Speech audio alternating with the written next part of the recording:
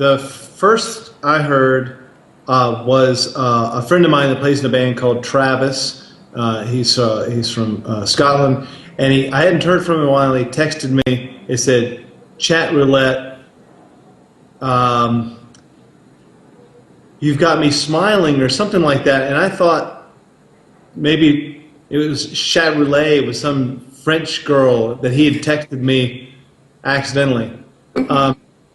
And then everyone started saying that that was me. You know, it was 4 or 5 days. We were on tour, so it was really easy to set up then and send one back.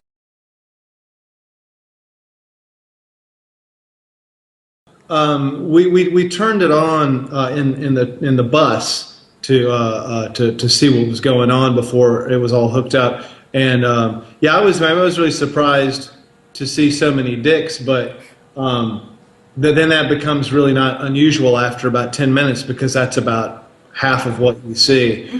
I guess the weirdest thing that came up was probably the guy with the horns on his head was pretty unusual. I think anyone that will actually give you a moment, speak to you, that isn't looking for one specific thing is an unusual occurrence on chat roulette.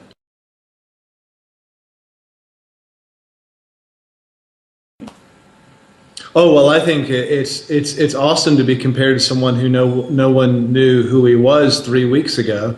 The irony feedback loop is great when I can find myself in a position of doing odes to someone who really is very new to the public eye like that. I've been doing it for 15 years, so I think that's fun.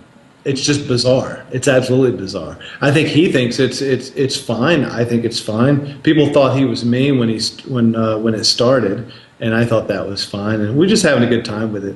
And I hope that he finds a way to keep doing this, improvising songs. He's so good at bringing people in immediately. It's actually really difficult when someone's on the other side of the screen to find a way to relate really quickly so that they stay.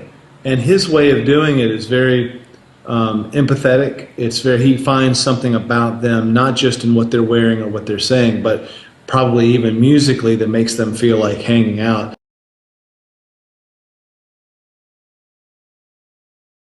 I improvise songs all the time live. I don't need chat roulette to do that. And I've never really hung on stuff that was a mainstream fad. It doesn't feel right. It's kind of like going to the mall. I mean, I like to go to the mall every once in a while, but it would be weird if I sat down with a thing of nachos and all day long there with the teenagers. You know what I mean? It's fun for a moment. It gives me a glimpse into the main world of mainstream YouTube users. Stuff that some of it I don't really even want to know. And yeah, it was a fun moment, I mean, I wanted to do this in a way that keeps throwing it back to the guy who had the idea of putting a hood on and doing this on chat roulette.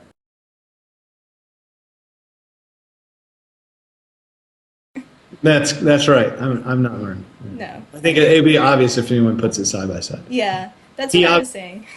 He was obviously born with one name, was born with a hood. Surgically, or implanted on his head.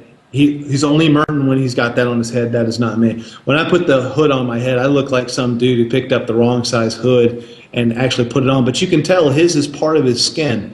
His is actually part of it. He doesn't have really hair. It's a hood.